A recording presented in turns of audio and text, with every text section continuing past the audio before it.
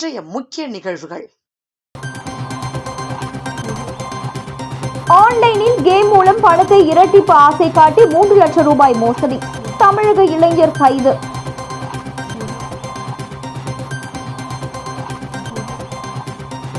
மருந்து கொள்முதலில் 44 லட்சம் ரூபாய் முறைகேடு, முன்னாள் சுகாதாரத்துறை இயக்குநர்கள் உட்பட 6 பேர் கைது.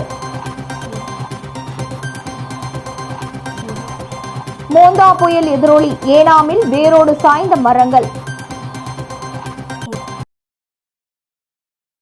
புதுச்சேரியில் மருந்து கொள்முதல் செய்ததில் 44 லட்சம் ரூபாய் முறைகேடு செய்த வழக்கில் முன்னாள் சுகாதாரத்துறை இயக்குநர்கள் 2 பேர் உள்ளிட்ட 6 பேரை லஞ்ச ஒழிப்புத்துறை போலீசார் கைது செய்து நீதிமன்றத்தில் ஆஜர்படுத்தினர். புதுச்சேரியில் அரசு ஆரம்ப சுகாதார நிலையங்கள் மற்றும் சமுதாய நலவழி மையங்களில் கர்ப்பிணிகளுக்கு தரமற்ற மருந்துகள் வழங்கப்பட்டதாக கடந்த 2018-19 புகார் எழுந்தது. அதேபோல அரசு பள்ளிகளில் வழங்கப்பட்ட தரமற்ற சத்து மாத்திரைகளால் மாணவர்களும் பாதிப்புக்குள்ளாகினர்.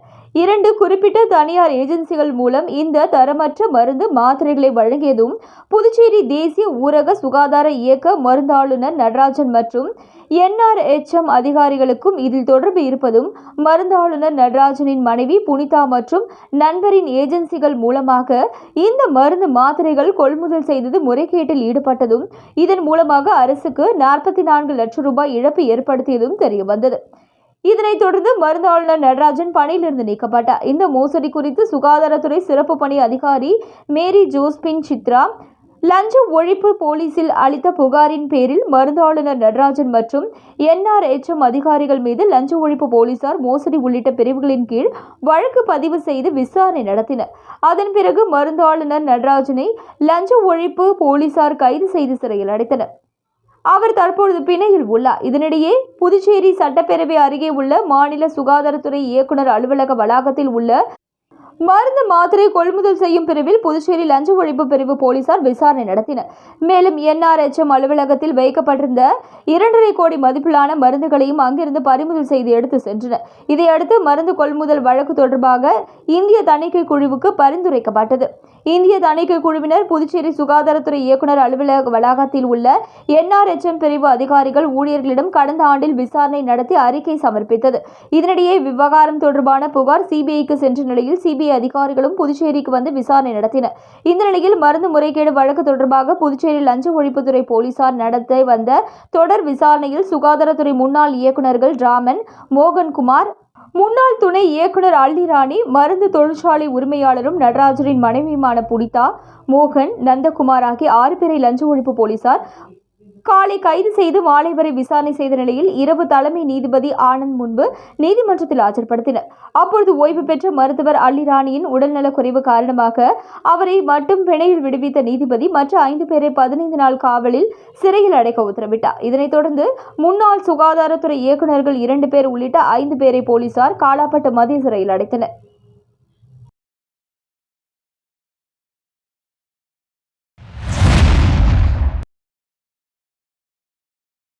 புதுச்சேரியை சேர்ந்த வாலிபரிடம் ஆன்லைன் கேம் மூலமாக பணத்தை இரட்டிப்பாக்கலாம் என ஆசை வார்த்தை கூறி 3,60,000 ரூபாய் மோசடி செய்த திருநெல்வேலியை சேர்ந்த தனியார் உணவு விநியோகம் செய்யும் இளைஞரை சைபர் கிரைம் போலீசார் கைது செய்தனர்.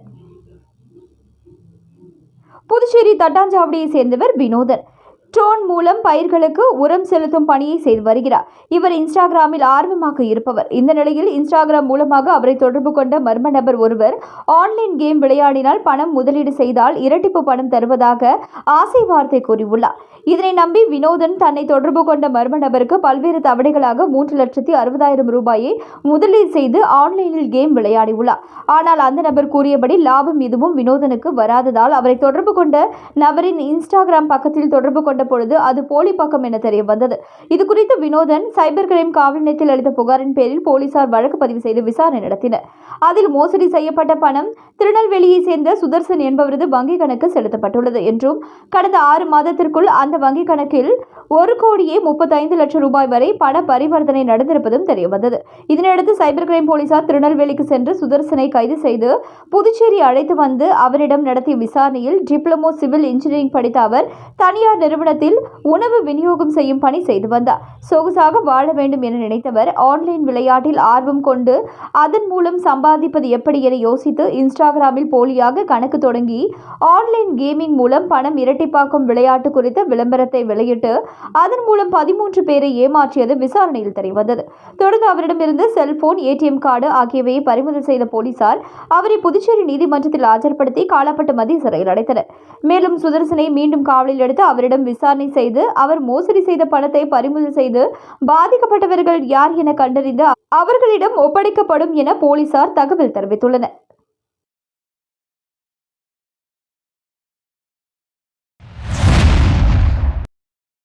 பாமக ஒன்றிணைய வேண்டும் என்பதுதான் அக்கட்சி தொண்டர்களின் விருப்பம் என்று திமுக கூட்டணியில் பாமக இடம்பெறுவது குறித்து தமிழக முதல்வரும் பாமக நிறுவனர் ராமதாசும் தான் முடிவு செய்ய வேண்டும் என கொங்கு நாடு மக்கள் தேசிய கட்சியின் பொதுச் செயலாளரும் சட்டமன்ற உறுப்பினருமான ஈஸ்வரன் தெரிவித்துள்ளார். திண்டிவனம் அடுத்த தைலாபுரத்தில் பாமக நிறுவனர் மருத்துவர் ராமதாஸை அவரது இல்லத்தில் கொங்கு நாடு மக்கள் தேசிய கட்சியின் பொதுச் செயலாளரும் சட்டமன்ற உறுப்பினருமான ஈஸ்வரன் சந்தித்தார். பின் செய்தியாளர்களிடம் பேசிய அவர், மருத்துவர் ராமதாஸ் அவர்கள் உடல்நிலை சரியில்லாமல் மருத்துவமனையில் இருந்தபொழுது நான் வெளியூரில் இருந்த காரணத்தினால் அவரை பார்க்கக்கூடிய வாய்ப்பு இல்லாமல் போனது. தற்பொழுது அவருடைய உடல்நலம் விசாரிப்பதற்காக வந்திருப்பதாகவும் அவர் முழுமையாக பூரண சுகத்துடன் உடல் நலத்தோடு உள்ளதாக தெரிவித்தார். தொடர்ந்து பேசிய அவர், பாட்டாளி மக்கள் கட்சி ஒருங்கிணைந்து எந்த ஒரு கருத்து வேறுபாடும் இல்லாமல் ஒரு வலிமையான சக்தியாக எப்பொழுதும் போல இருக்க வேண்டும் என்று தனது விருப்பத்தை ராமதாஸிடம் தெரிவித்துள்ளதாகவும் பாமக தொண்டர்களின் விருப்பமும் அதுதான் என்றும் நல்ல விஷயங்கள் நடக்க வேண்டும் என்று நாங்கள் மனதார விரும்புவதாக தெரிவித்தனர். திமுக கூட்டணிக்கு பாமக வருமா என்ற கேள்விக்கு பதிலளித்த ஈஸ்வரன், இது திமுக தலைவரும் மருத்துவர் ராமதாசும் பேசக்கூடியது என்றும் தாங்கள் கூட்டணியில் ஒரு அங்கமாக இருக்கின்றோம், எனவே கூட்டணி பேசுகின்ற அதிகாரம் எல்லாம் எங்களுக்கு கிடையாது என்றார். தேர்தல் ஆணையத்தின் SIR திட்டம் குறித்த கேள்விக்கு பதிலளித்த ஈஸ்வரன், பீகாரில் நடைபெற்ற குளறுபடிகளால் வாக்குகள் காணாமல் போய் உள்ளதை பார்க்கும் பொழுது நாம் ஜாக்கிரதையாக இருக்க வேண்டிய நிலை உள்ளது. வருகின்ற 2ஆம் தேதி அனைத்து கட்சி கூட்டத்தை கூட்டி இது குறித்து ஆலோசிப்பதாக முதல்வர் அறிவித்துள்ளார். அனைத்து கட்சி கூட்டத்தில் எடுக்கப்படும் முடிவுகள் அடிப்படையில் எங்களை நிலைப்பாடு இருக்கும் எனவும் மக்கள் விழிப்போடு இருக்க வேண்டும், அரசியல் கட்சிகளும் கவனமாக இதை கவனிக்க வேண்டும் என்றார். மேலும் கரூரில் உயிரிழந்த 41 பேரின் உறவினர்களை விஜய் நேரடியாக சந்தித்திருக்க வேண்டும் என்றும் அன்றைய தினமோ அல்லது ஒரு சில நாட்களிலேயோ அவர்களை சந்தித்திருக்க வேண்டும். தற்பொழுது விஜயின் செயல் விரும்பக்கூடியது அல்ல எனவும் ஈஸ்வரன் தெரிவித்தார்.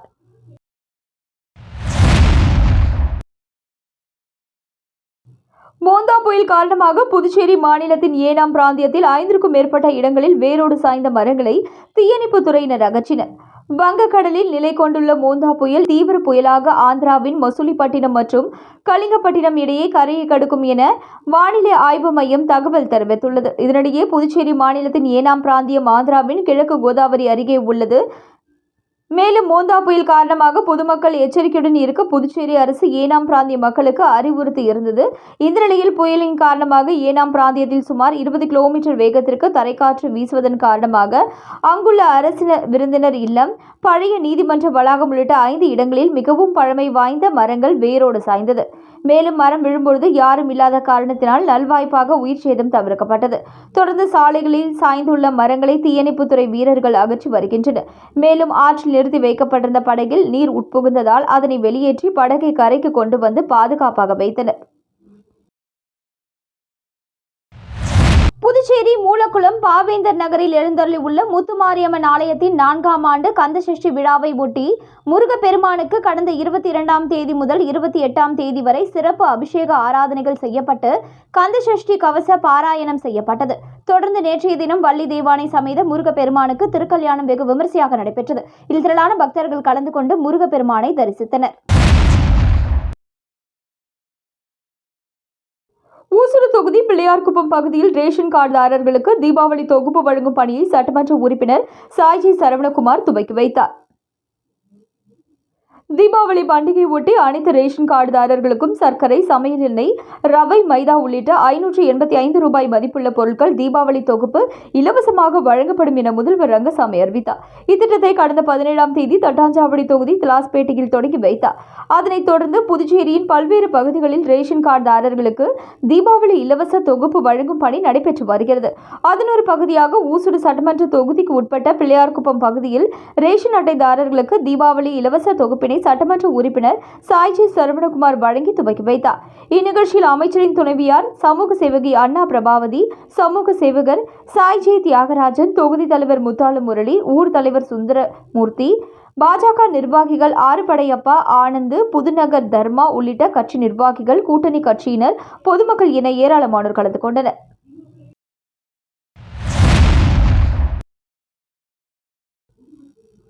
புதுச்சேரியில் மிகவும் பிரசித்தி பெற்ற அருள்மிகு சிவசுப்பிரமணிய சுவாமி தேவஸ்தானத்தில் கந்த சஷ்டி சூரசம்ஹார விழாவை ஒட்டி நடைபெற்ற திருக்கல்யாண வைபவத்தில் துணைநிலை ஆளுநர் கைலாஷ்நாதன் உள்ளிட்ட 1000க்கும் மேற்பட்டோர் கலந்து கொண்டு சுவாமி தரிசனம் செய்தனர். புதுச்சேரி லாஸ்பேட்டை பகுதியில் மிகவும் பிரசித்தி பெற்ற அருள்மிகு சிவசுப்பிரமணிய சுவாமி தேவஸ்தானம் உள்ளது. தேவஸ்தானத்தில் ஆண்டுதோறும் கந்த சஷ்டி விழா வெகு விமர்சையாக கொண்டாடப்படுவது வழக்கம். அந்த வகையில் இந்த ஆண்டு கந்த சஷ்டி சூரசம்ஹார பெருவிழா கடந்த 21ஆம் தேதி கணபதி ஹோமத்துடன் தொடங்கியது. நாள்தோறும் சிவசுப்பிரமணிய சுவாமி பல்வேறு வாகன சேவையில் எழுந்தருளி பக்தர்களுக்கு காட்சியளித்தார். தொடர்ந்து நேற்றைய தினம் சூரபத்மனை வதம் செய்யும் சூரசம்ஹார விழா நடைபெற்றது. தொடர்ந்து இரவு சுவாமி திருக்கல்யாண வைபவம் சிறப்பாக நடைபெற்றது. மேலும் தேவஸ்தானத்தில் சிவசுப்பிரமணிய சுவாமி மற்றும் வள்ளி தேவசேனா ஆகிய சுவாமிகளுக்கு புதிய பட்டாடை மற்றும் பல்வேறு ஆபரணங்கள் அணிவிக்கப்பட்டு பக்தர்களுக்கு காட்சியளிக்க சிறப்பு யாகம் வளர்க்கப்பட்டு மாலை மாற்றுதல் உள்ளிட்ட பல்வேறு நிகழ்ச்சிகள் நடத்தப்பட்டு மாங்கல்யம் அணிவிக்கும் நிகழ்வு நடைபெற்றது. பின்னர் பல்வேறு தீபாராதனை காண்பிக்கப்பட்டது. இதில் துணைநிலை ஆளுநர் கைலாஷ்நாதன் குடும்பத்துடன் பங்கேற்ற நிலையில் ஆயிரக்கணக்கான பக்தர்கள் திருக்கல்யாண வைபவத்தில் பங்கேற்று முருகப்பெருமானை வழிபாடு செய்தனர்.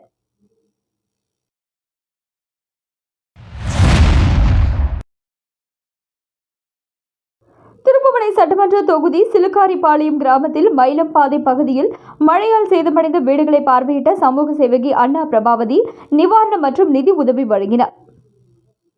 புதுச்சேரி மாநிலத்தில் கடந்த சில நாட்களுக்கு முன்பு பெய்த கனமழை காரணமாக திருப்புவனை சட்டமன்ற தொகுதிக்கு உட்பட்ட சிலுக்காரிபாளையம் மயிலம்பாதை பகுதியில் ஐயப்பன், லதா, அவ்ரூபன் சங்கர் குடும்பத்தினரிடம் வீட்டில் சுவர் இடிந்து விழுந்தது. இதனைத் தொடர்ந்து அப்பகுதிக்கு வந்த சமூக சேவகி அண்ணா பிரபாவதி நேரில் சென்று பார்வையிட்டு பாதிக்கப்பட்ட குடும்பத்தினருக்கு ஆறுதல் கூறி தலா 1 மூட்டை அரிசி மற்றும் நிதி உதவி வழங்கினார். இதனைத் தொடர்ந்து அப்பகுதியில் வறுமையில் வாடி வரும் விஜயா ஸ்ரீனிவாசன் குடும்பத்திற்கு நிதி உதவி வழங்கி ஆறுதல் கூறினார். மேலும் பாதிக்கப்பட்ட குடும்பத்தினரிடம் அண்ணா பிரபாவதி கூறுகையில், என்னால் முடிந்த உதவிகளை உங்களுக்கு செய்து கொடுப்பேன் என்றும் மேற்கொண்டு உதவி தேவைப்பட்டால் என்னை எந்த நேரமும் தொடர்பு கொள்ளலாம் என்று தெரிவித்துள்ளார். இந்த நிகழ்ச்சியில் முக்கிய பிரமுகர்கள் பாலகுமார், ஹரிபிரசாத், பழனிவேல், பரமசிவம், சரண்ராஜ், சிவகுமார், அண்ணாதுரை, பெரியண்ணன், சதீஷ்குமார், கிருபாகரன் உள்ளிட்ட பலர் கலந்து கொண்டனர்.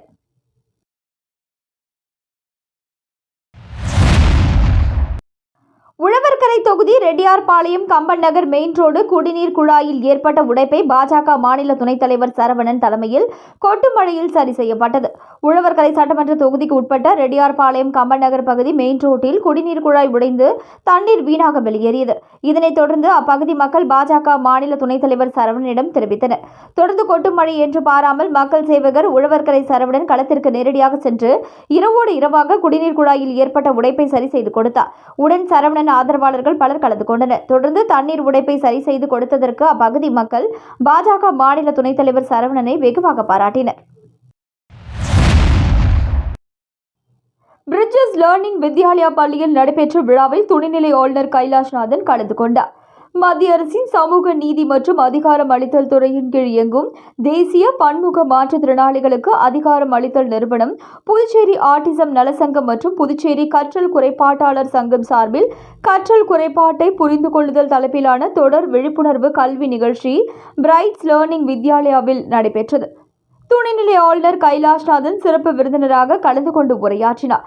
நிகழ்ச்சியில் புதுச்சேரி டிஸ்லெக்சியா சங்கத்தின் புரவலர் மற்றும் ஜிப்மர் மருத்துவமனையின் முன்னாள் துறைத் தலைவர் டாக்டர் மகாதேவன், புதுச்சேரி ஆட்டிசம் நல சங்கத்தின் நிறுவனர் திருமதி புவனா வாசுதேவன், NIEPMD இயக்குனர் டாக்டர் நாச்சிகேத ரவுல்ட், புனர்வாழ்வு கல்வி அதிகாரி திருமதி அனுஷா ஆகியோர் பங்கேற்றனர்.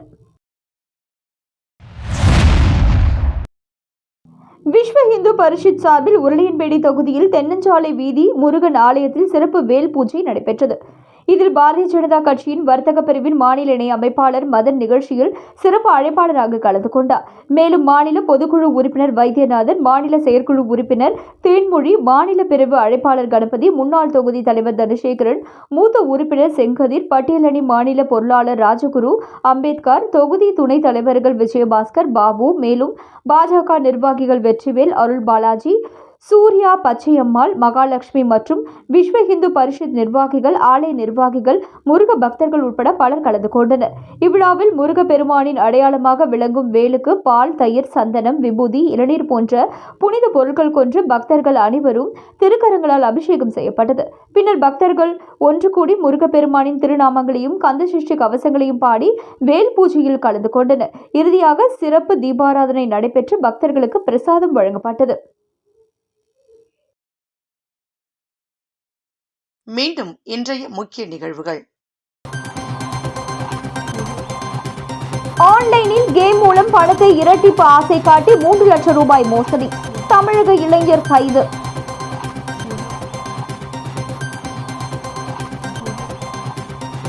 மருந்து கொள்முதலில் 44 லட்சம் ரூபாய் முறைகேடு, முன்னாள் சுகாதாரத்துறை இயக்குநர்கள் உட்பட 6 பேர் கைது.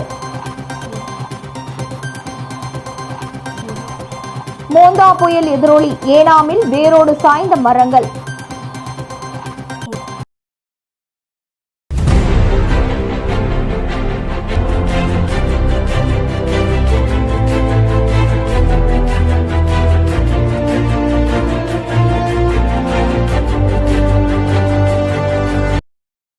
செய்திகளை உடனுக்குடன் தெரிந்து கொள்ள ஆஸ்கார் யூடியூப் சேனலை சப்ஸ்கிரைப் செய்யவும்.